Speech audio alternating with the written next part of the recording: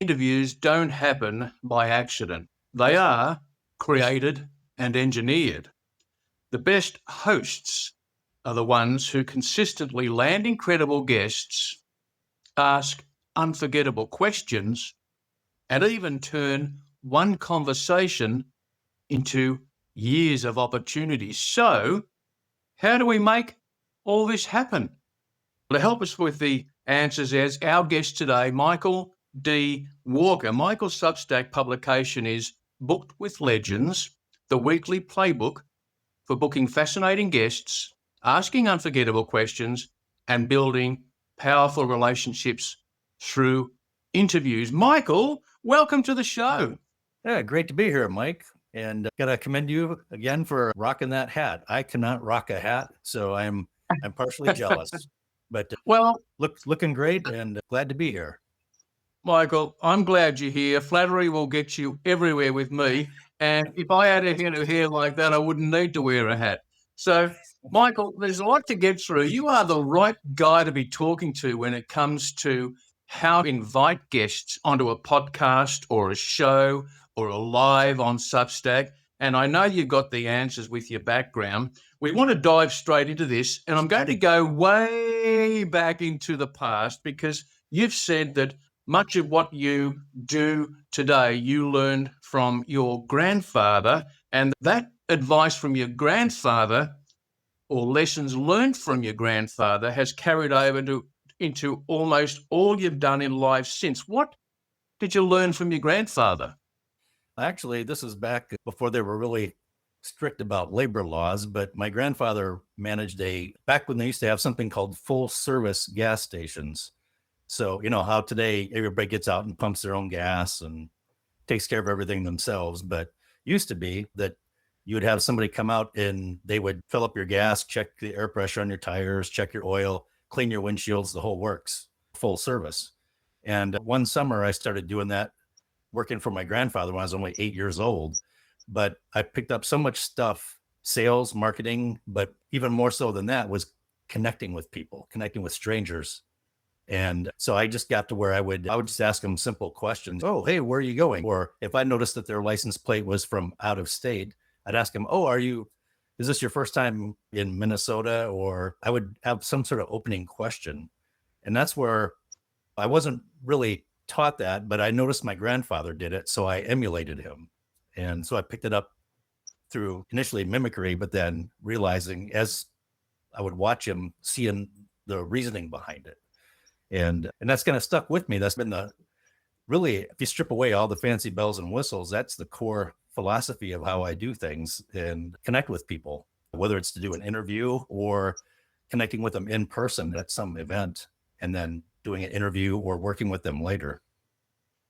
And you've got a vast and deep background of interviewing people, and not just high-profile celebrities, which we'll get to in your background as kicking off as a radio host. We'll get to that, and also your own show that you had, which I've got written down here. Where's the name of it? You can probably prompt me before I. Masters of the Mind. Yeah, Masters of the Mind. Yep. Yeah, we'll get to that. You know, that advice that you picked up working at your grandfather's petrol pump station there, it sounds to me, reminds me of that advice we hear so often: aim to be interested rather than to be interesting. And you can only be, I'm sure you'll tell us, you can only really do well at being interested in others by being observant and noticing, like you said, noticing the number plate, the registration plate on a car, and asking that, and that being the prompt for us. And that actually does carry right over to listening during the interviews. Exactly what we're doing here, and hopefully I can emulate that too. Now, Michael, let's get to this, because when our viewers will visit your Substack and they scroll through the posts and the notes and also the about page, they'll see things like a picture of you with Gene Simmons. He's got his arm around your neck and you're smiling and he's smiling. What's the occasion? I've met with him different times. We've met over the years, and oddly enough, he's one of the very first people who friended me on Facebook. Oh, really? Before so many people caught on to that he was there, and then he had to do a profile page and transfer everybody to that. But yeah, no, that particular photo you're referring to is I had met with him in Vegas because his band was doing a residency there. And we were talking when I went to go meet with him. He had not known that I had been in the military. And so I had actually said to him in our conversation, I said, oh, by the way, I've never thanked you on the time that I've known you for all the work you've done with wounded warriors and other military charitable groups. And I said, I'm a veteran and my grandfather served in World War II. And that was a thing that's really special to him with his background, because his mother had been in the concentration camps and her parents had perished there. And yeah, he grabbed me so tight and he pulled me in close to him and said, thank you. Thank God for people like you that did what you did. He's very, very, you can tell it hits close to home for him. And Yeah. And when it's funny, I'll add a little side bit. So many people have different opinions of him. And yeah, sure, he can be a loudmouth and he's always promoting and selling. It's something he told me the first time I met him. He said, you're always selling, whether you're asking a girl on a date or you're trying to get your friends and buddies to go to a movie instead of play a card game. So you're always selling too. But connecting with him on that level, I had a completely different experience with him than what most people have told me they've had experiences with him. I see.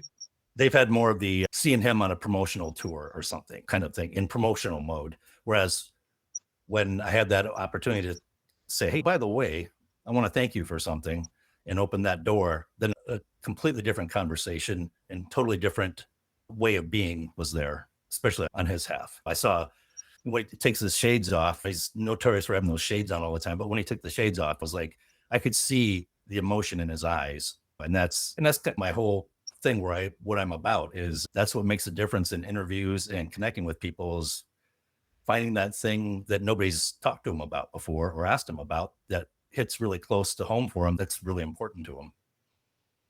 That's great, Michael. I'm a fan of Gene Simmons, not only as a performer in KISS, but more so as a businessman. And I think to me, he's the epitome of being in the business of show rather than being in show business.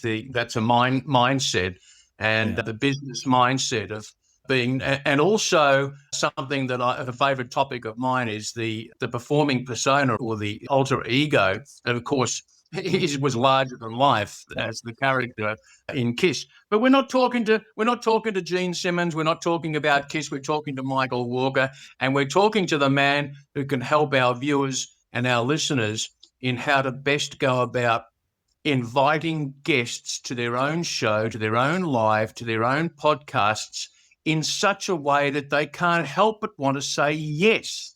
And I know you're working on a product at the moment, Michael. I think the title of it is 7 Mistakes That Kill Your Guest Interview Requests. And I think coming out soon. Why did you feel it was so important to start working on this product right now?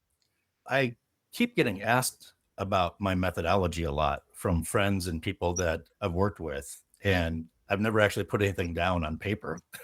I thought maybe I should do that.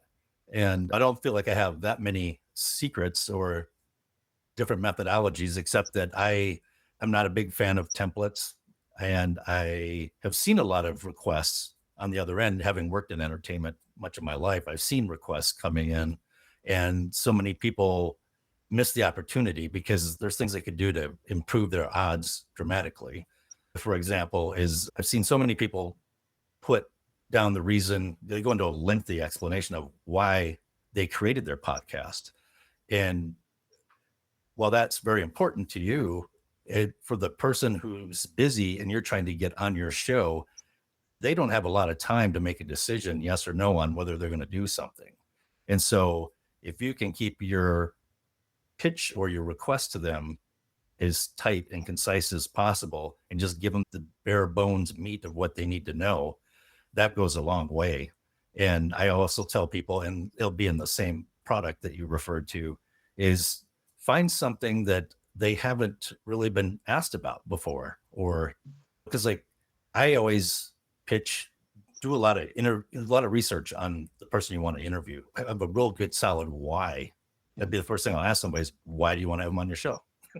And if they don't have a good answer right away, then there's room to improve your pitch right there. Is look at like the last 5 interviews they've done. Maybe read the last book or magazine article that was done about them, things like that, and see what everybody else has asked, because they're going to be bored if you ask them the same 20 questions everybody else has the last 50 times they've been interviewed.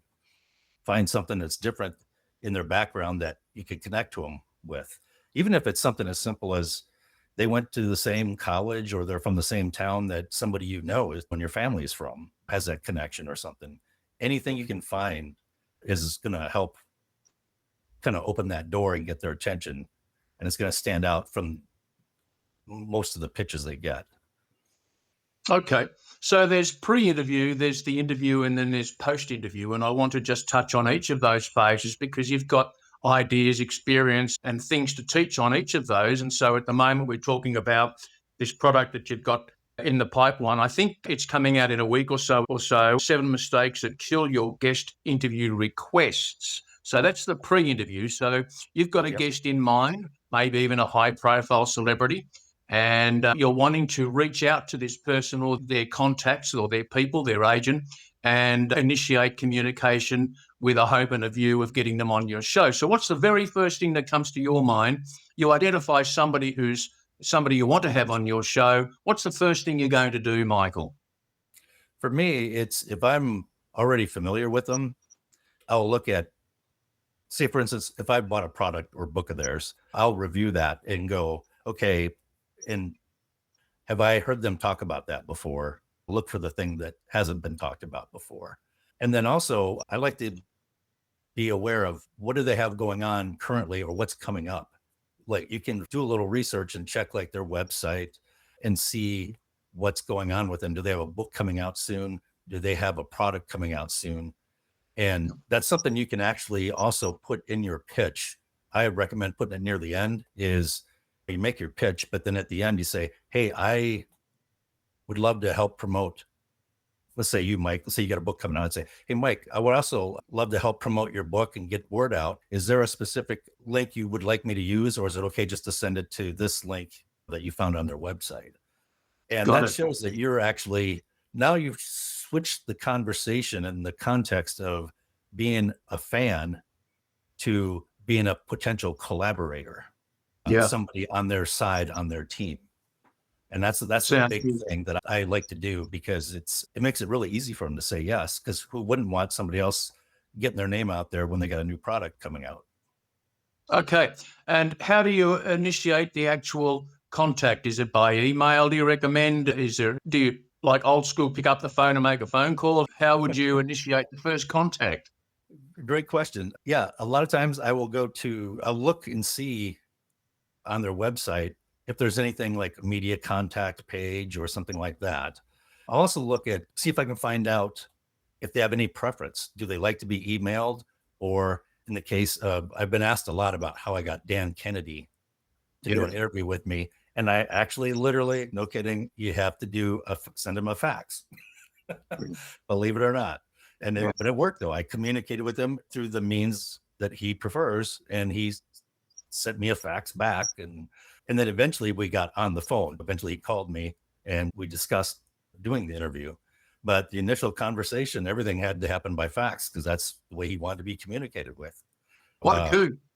Yeah. So I looked, there's some people too. I reached out through Twitter X. Yeah. Sometimes people have their own assistant or somebody handle their social, but every now and then you have some people who will answer you directly. An actor, Dave Foley, he was in the most recent season of Fargo, and he's also known for being in Kids in the Hall, comedian type actor.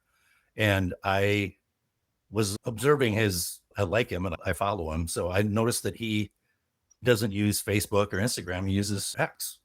And so I actually sent him a note and asked him about possibly doing an interview and also a project I was interested in maybe trying to work with him on.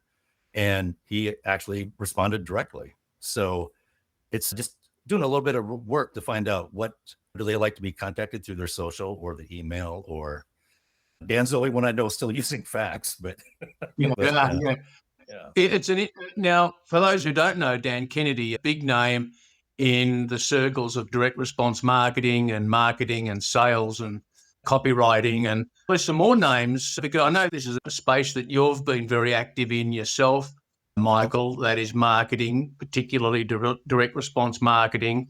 Other names that you've had, and those who are also in that same space and have an interest in direct response marketing and advertising will recognize these names. You've landed guests, Dan Kennedy, Perry Marshall, Mark Joyner. These are big, heavy hitter names. And so, all right, you sent a fax to Dan Kennedy because he uses fax. How did you land Perry Marshall? I did kind of what I alluded to earlier. I saw that he had a new book coming out. This was a couple of years ago, called 80/20 Marketing and Sales.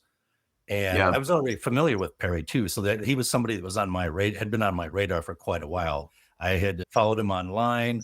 On the rare occasion when he would do an interview, I would consume that pretty quickly. And so I saw, and the 80/20 thing has always fascinated me with Richard Koch and all that. And so the title of his book really fascinated me. It's like, oh, 80/20 sales and marketing. I really want to see what he does with this. And so I reached out to him, and at first I bought a copy. I pre-ordered a copy, and he offered, I think at the time it was like, you got the PDF first, like maybe a month in advance of the actual physical book. And so I consumed it quickly, and I reached out to his team. I wound up not dealing with him directly initially. It was through one of his people. But then when they vetted me, and then when they found out, oh, I'd already interviewed Dan Kennedy, Mark Joyner, and I did mention that, which is something you can also mention in your pitches if you've interviewed some significant people or people that they know, the guest knows that you're trying to get. And I deliberately mentioned Mark Joyner and Dan Kennedy in my pitch. And so then that got Perry's attention when his person said, oh, he's interviewed Dan Kennedy. And so then Perry literally got on the phone with me right after that and said, so tell me how you got Dan Kennedy. And that opened the door. And my enthusiasm for the 80/20 concept as well. Yeah. We connected over that. And then also this is deeper research, but I had known that Perry, because of my background in electronics and doing large scale production shows, I knew he wrote the first book on using Ethernet way back in the day before he ever became a marketer. And so I mentioned that to him too. And I think he said I was like only one of two people that had ever mentioned that to him.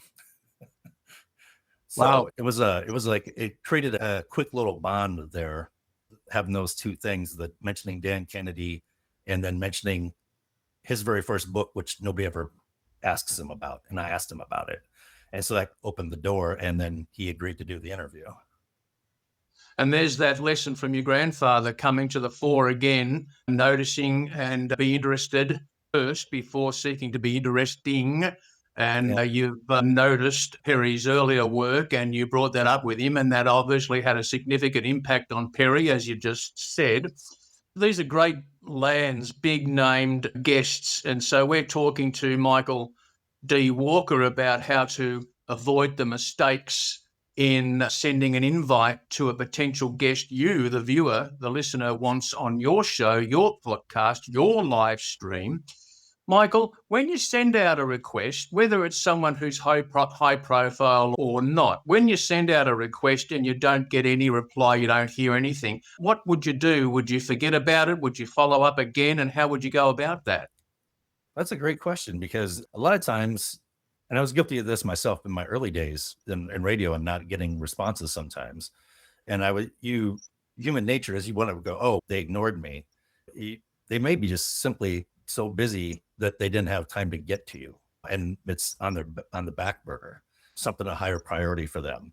So I do like to follow up, and I often will, like, depending on when as you do schedule out your show in advance a bit. So I would look at where was I wanting to interview them at in the lineup of people I'm interviewing, and I would base my follow-up on that. Okay, it doesn't sound like I'm going to get him in time for this period that I'm looking at. So I would just send out a follow-up and say, hey, I just wanted to see if you had reviewed the interview request, and you might even just re-summarize it real quick.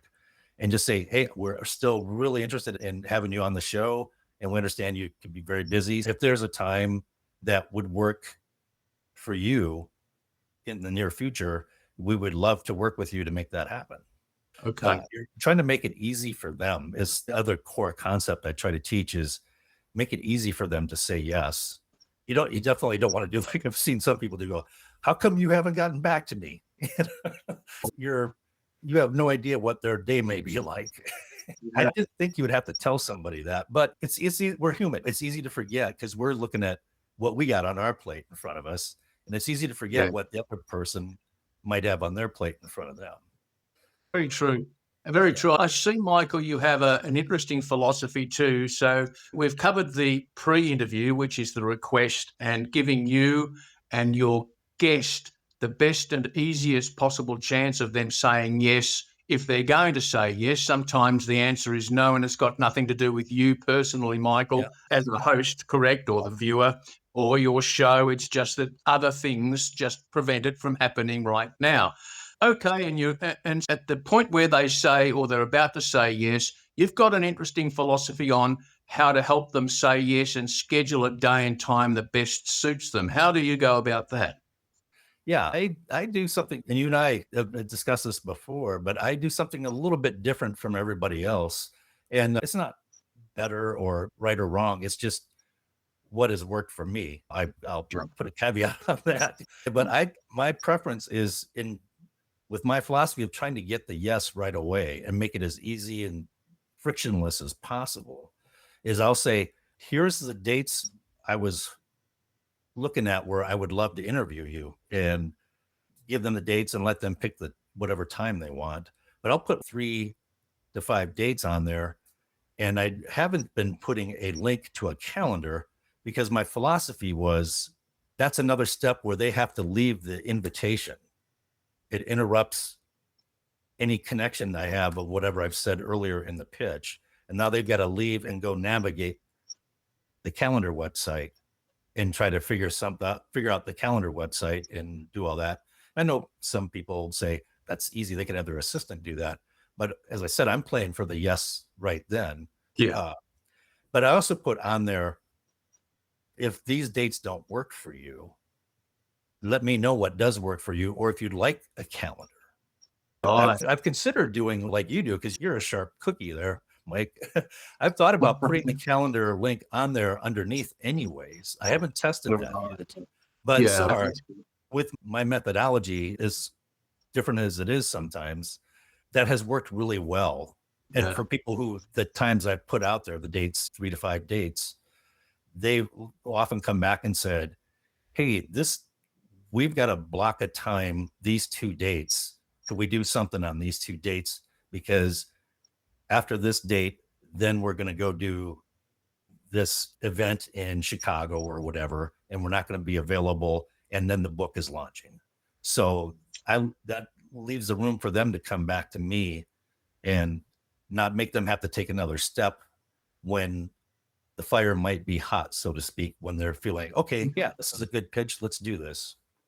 Okay. But, I say with the caveat, I have no idea how many times people may have not contacted me because that approach, but that's the philosophy behind it. And I always try to explain that is, if I've got them in the mood, then I want them to say yes there in the moment. I think what I like here, Michael, is that you've got the experience and the runs on the board to be able to speak to this subject with some authority. And that's why I like this product that you've got coming up next week or the week after, 7 mistakes that kill your guest interview requests. And readers, viewers, followers, subscribers will be able to see more about that launch just by subscribing to you on Substack and staying in touch with your announcements and notes. So, all right. So we've landed the interview. Yep. It's locked in and you've got your questions. Now, you're in favor, correct me if I'm wrong, of offering questions in advance to your guest. Am I right? Yes. And I imagine you want the reasoning behind that. I'm in plenty of podcast forums online. And one thing that I see a lot, at least in the current group of people that I've been interacting with is they're really against that. And they think there's something weird. I hear, it's my podcast, I'm going to ask whatever I want. And I'm like, well, here's the thing you're not thinking about is they don't know you. Maybe you send a good pitch and they feel some connection there. I go, okay, let's try this. But they're going to probably vet you. And so it's happened to me, even after I interviewed a number of people, that if I'd listened to my ego, I would have said, no, I'm not going to send advanced questions. But I quickly realized from my background in entertainment too, is you have ways of vetting people. So one easy way to do that, especially the larger book publishing houses, they'll ask you, we want to see the 20 questions that you want to ask.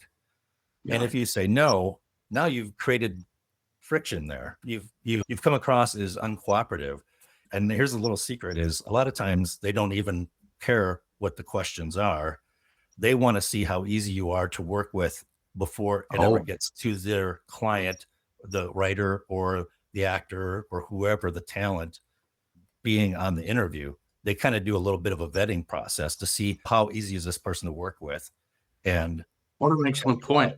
Check you out before they send the top high profile performer to you. What an excellent point that it's a vetting process and not necessarily to look at the 20 questions one at a time. That's not something that would automatically come to mind. That is a very good point. And you mentioned big name publishing houses. Simon & Schuster actually reached out to you to interview their authors. How did that come about and what was the outcome? I believe the first person I ever interviewed that was affiliated with Simon & Schuster was Marcy Shimoff. And she had a book out, Happy for No Reason, but her background, she had worked on Chicken Soup for the Woman's Soul, which is a huge bestseller. And she'd been part of the movie and book, The Secret, back in the early to mid 2000s. And she had I think she had a several book deal with Simon & Schuster, but I contacted her directly and she agreed to the interview and we did the interview. And then, maybe a week later, I got a call from the publicity department at Simon & Schuster. They had heard the interview and she'd apparently had said good things about it. And so then they asked me about some authors that they wanted me to interview with books that were coming up on their roster, like in the next 3 to 6 months. And so I wound up doing work promoting Mark Hyland, I think was his name, but it was one author, but they had several authors that they wanted me to either promote or do interviews with. And I was like, this is great because I'm not having to go out and hunt up people. They gave me a list of here's books that we got coming down the pipeline. We'd love you to interview all of them, but which ones stand out to you? So I was able to pick and choose some people. And I chalked that up entirely to Marcy doing the interview with me. And then B, the methodology of my whole thing also we haven't really got into is I want to make the person I'm interviewing, whether they're already a well-known person or a complete unknown, I want to make them look good and shine and help make them really stand out and accentuate and highlight what's great about them that maybe hasn't been done in any way before. Yeah, that's what it's about, isn't it? And particularly, look, I'm sure you mentioned there earlier about ego. And look, we've all got ego. And I think anybody who says I'm not ego-driven is deluded. We are all ego. It's our nature. But how you control it and how you channel it and the way we go. The point I'm going to make here is that if we are hosts of a show and we mistakenly believe it's all about us and not about our guests, in other words, always try and be interesting for our own benefit, then you're not making your guest, the star, the spotlight on them, are you? You're missing the point, really. Yeah. Now, Michael, okay, so we're following Michael D. Walker's advice about how to invite a guest that you've identified you'd like to have on your show, your live, your video, your podcast, whatever it is. You've sent out some communication directly to them, maybe through an agent if they're very high profile.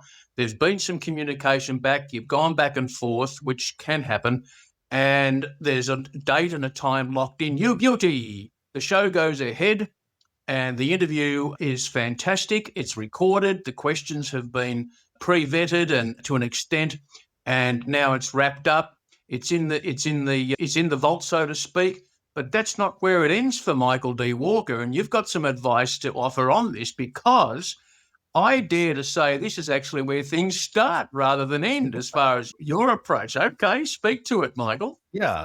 One thing I like to do is I noticed this is something I just noticed that other people were doing, that they would do the interview and maybe post it on their website and do a couple posts on their socials.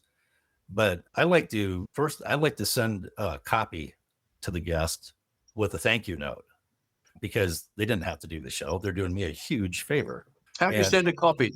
In what format? So this is, I get so much crap about this from people nowadays. It used to not be, but I still love use this, and I'll tell you the service too. It's very, very affordable and easy to do. Is Kunaki, KUNAKI.com. And I like to have a CD made from the MP3 or MP4 or WAV file, whatever format you're doing the final save with, and have it made onto CD and put it in a DVD case. So it's bigger than a CD case and it sticks out more like a movie. And then send that to them, because it's a physical reminder of the interview. They may set it on their coffee table at home or in their office. They may stick it on the shelf, but there's a physical reminder of our time together. And it's another way to keep me top of mind. And then I'm there. My philosophy is that I'm going to work with them as long as possible. I want to work with them on their next project, and the project after that, the project after that. So a way to demonstrate that is I send them a physical copy of the CD in the DVD case, and I put a thank you note inside that outer sleeve of it. So they see the thank you note inside it. And so they're going to open it up and read it, because everybody sends email thank yous or whatever, and that's kind of in the ether and it kind of goes away. Whereas a physical thank you note with the physical copy of the interview, that stands out compared to what most people do these days. And Absolutely. Also, I see this in forums where people go, why would I thank them? I thank them at the end of the interview. I'm like, here's a way to differentiate yourself, to stay top of mind. And they go, hey, I like the way this person does business. Let's do something else with them. And the other thing too is I know people send little jump drives with the MP3 of the interview on it, right? And that's great. That's fine. You can do that too. But the reason I do mine is it's bigger and it's more noticeable, and it fits more like if they have movies or books, they put it on the shelf next to the books or whatever.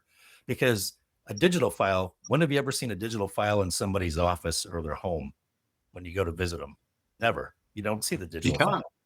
It's saved on their hard drive somewhere. And for people that are wondering, it costs roughly $4 or something to do that, actually, because it's $2 for Kunaki to burn the thing to DVD and throw it in a DVD case for you. And then they'll mail it to wherever you tell them to mail it to. So it winds up being, unless you're mailing it overseas somewhere, if it's in the continental United States, it's roughly like $4, $5 tops to do this.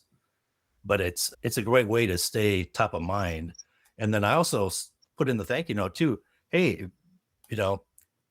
as I told you when we talked before, I'm not a one and done person. I'm into the big picture, the long game. Let me know next time you have something coming up. If there's anything I can do to help you promote something or help you in any way with whatever project you got coming up next, let me know. I'd love to be of service. So what you're doing here, Michael, what you're advising our viewers and listeners here in the broader sense is to follow up in a meaningful way that makes the whole program and the experience lasting and memorable, and to stand out in the guest's mind. And the reason you're doing that is first and foremost to help the guest to have something that's more keepable and usable rather than a digital file that may never get opened or whatever. But not only that, because this gets to the next point. Okay, this does get to self-interest. There's no denying it, but there's no crime committed here. And we're not going to send the police to your door knocking, because there's no crime in wanting to pursue a business relationship with those guests who are open to it. And so this is very much, so when I think of Michael D. Walker, I think of the guy that used to be on radio, the guy that had a successful interview show, the guy that has a photo with Gene Simmons, who's looking very close and happy with him. But the thing that stands out is the guy, in my mind, the guy that does things a little bit differently because he thinks long term rather than the, as you say, the quote unquote one and done interview. Yeah. And so what we're talking about now, Michael, is the pursuit of potential business relationships, mutual benefits. All right, let's go. Tell us what that's about for you. For me, I can give you a couple examples. When I interviewed Kevin Hogan, the author of The Psychology of Persuasion, and he typically didn't do interviews either. He liked how I did the interview and the follow-up. And then he was doing an event in Las Vegas. And actually I interviewed him, and then I interviewed a friend of his named Dave Lacani, who also taught different persuasion and things like that. He did an event at one point called the Renegades of Persuasion, which was an interesting event. So anyways, I'd also interviewed Dave. Well, Kevin had said to me, hey, we should see if we can get together sometime. I'm doing this event in Vegas. My schedule's going to be pretty busy, but would you be interested in coming by? And I was like, of course. And then simultaneously, Dave reached out to me and said, hey, I'm speaking at Kevin Hogan's event. And he said, I would love to have you come and be my guest and hang out with me. And so Wow. It was a perfect opportunity. I went there, and then Dave introduced me to Kevin because we'd never met in person. And then we got to talking, and it turned out Kevin was at the time having some trouble he had a crew that would help him with videotaping his event and doing the audio and everything for it during the event. And he knew my background with Cirque du Soleil and radio and all that. So he said, hey, what would you recommend? Or is there any crazy chance that you would help me out with my audio and video for my next event? And I said, yeah, let's talk. And so for about I think it was like 5-6 year period, when he did live events in Vegas, he had me be his advance man and go walk the room and deal with the staff in the hotel and make sure everything was up to snuff and ready for his team to come in. And then a couple times when he had a couple special events, he had me help do the audio and video for them for the DVD releases. So there was just one example of suddenly I go from being the interviewer to I'm now helping him do live events because he knows my background with Cirque du Soleil and doing large events.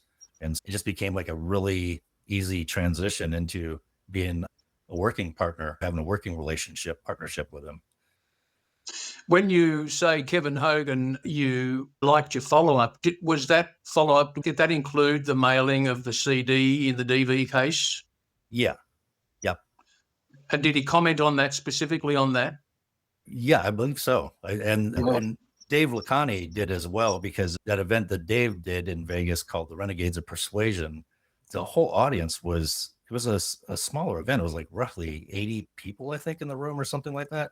But it was it was amazing, the people in the audience that were there. Yeah. And he'd mentioned, hey, I'm doing this event.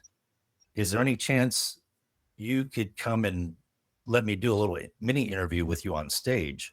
Because he had known that I'd created my Masters of the Mind interview series during a really difficult period in my life where my wife at the time had a lot of health struggles.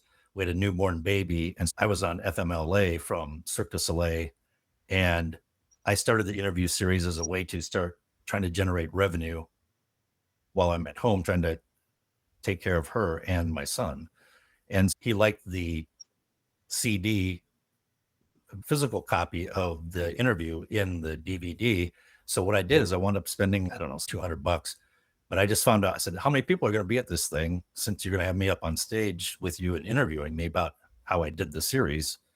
And he told me the number, and I said, hey, this is pretty cool that you're doing this for me. How about I make it even better? How about I get copies, do the same thing, but it's in the gift bag for all your people that attend? And so he loved that idea. Ah, wow. And That's so a bit of so then everybody, all these big players, people, big names, there was people like Michael Lovitch from the Hypnosis Network. There was just a bunch of people. The people in that room, it was amazing. I was like, wow, there's easily 40, 50 people here I'd love to interview. So they all took home something physically reminding them of me in the little mini interview that Dave did with me on stage. It's what comes to mind. It sounds like you've been working the philosophy, the old advice of Zig Ziglar, that you'll have more fun and enjoy more success when you concentrate more on helping other people get what they want rather than focusing only on what you want. And the way you've just described that experience with Kevin Hogan on stage, etc., it really matches that entirely. And in fact, it comes through the whole, as you've described your whole journey from being an 8-year-old and being noticing lessons from your grandfather, right all the way through to your radio hosting days, your experience with the tech side of audio and video, the podcast or the show that you did interviewing guests, masters of the mind, and being approached by Simon and Schuster and others, publishing houses, to interview authors and other work that you've done for other big name publishing houses. I wanted to ask, we're getting close to the end here, Michael, and I want to be conscious of your time, and we value your time and respect your time and those of our viewers as well. I've got a couple of final questions here. The most memorable guest, your most memorable guest. Ooh, I have two people that come to mind. One of them, I can't say their name because of why it was memorable. But I did do a Substack post about it. I titled it, I just put it on LinkedIn the other day as well, the best interview I never aired. Saw it.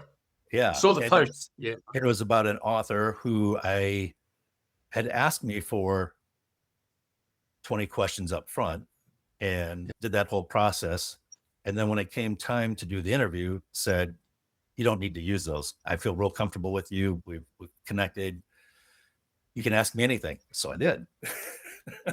And she wound up opening up and telling some great stories about what she'd had to overcome to become the things that happened prior to her becoming a best-selling author. And she named names and everything about good and bad. And I was just like, wow, this is amazing. And then at the end of the interview, she said, hey, okay, are we done recording? And I said, yeah. She goes, the recording's off. Yeah.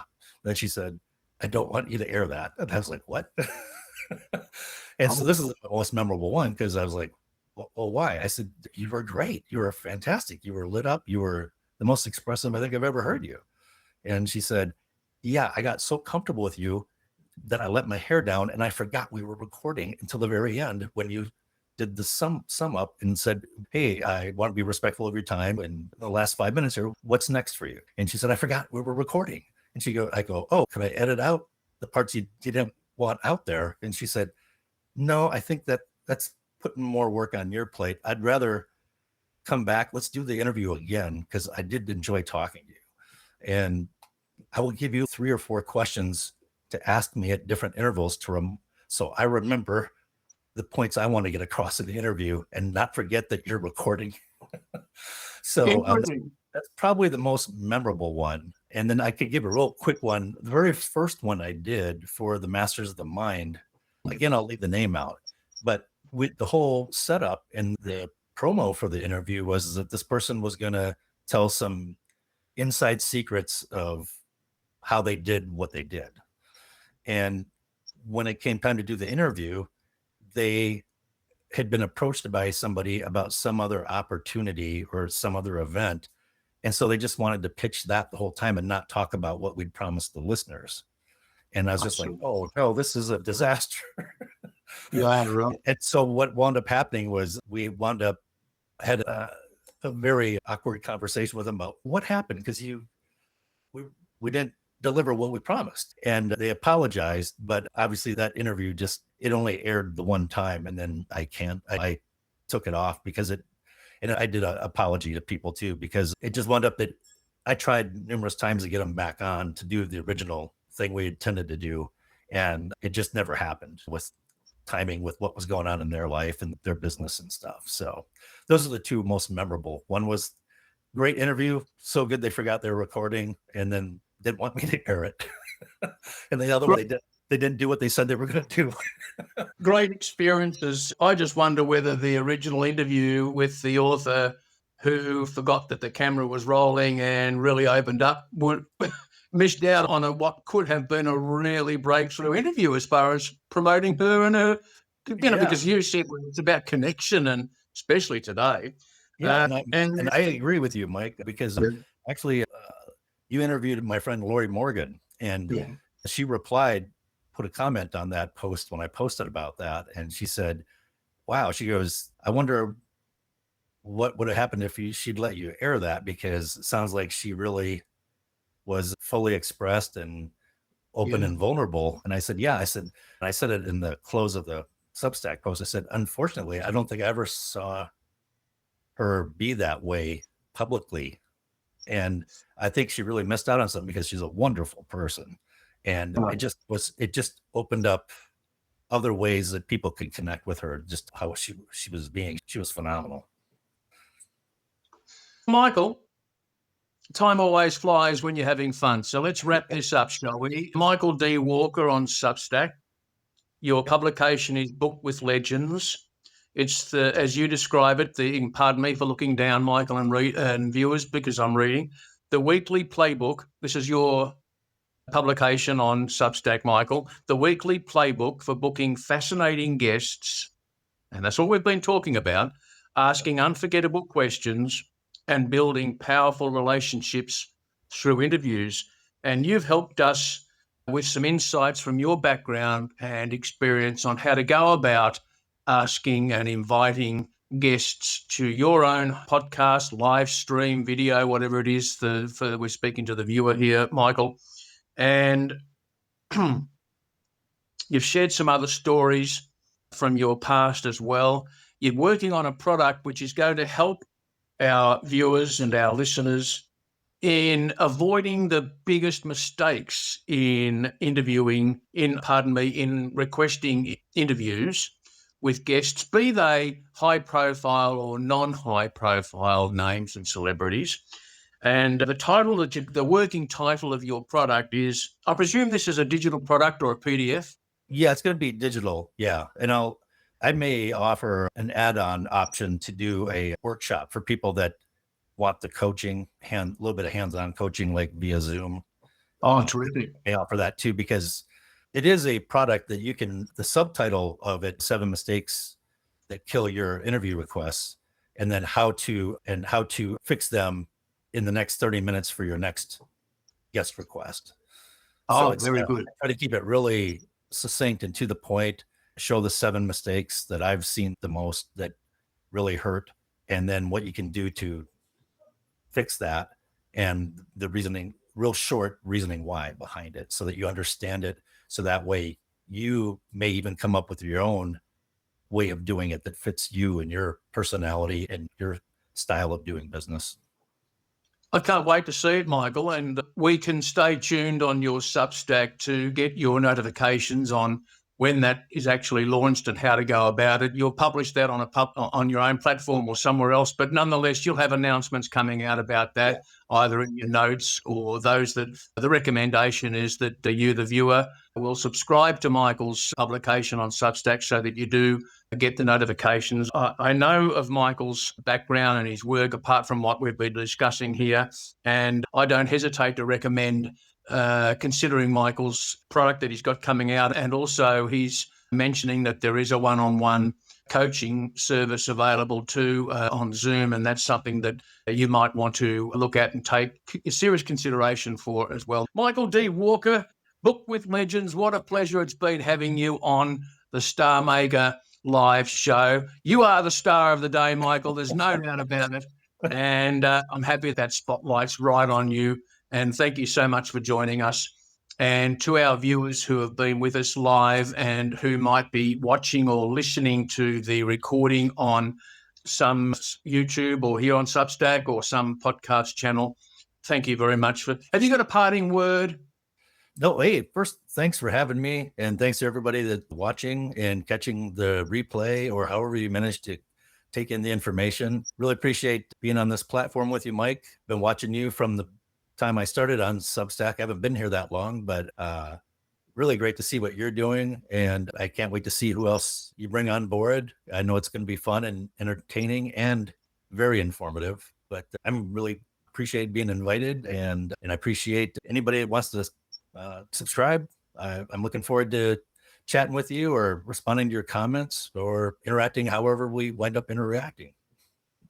Wonderful, Michael. Thank you for the kind words. And to our viewers, thank you for viewing.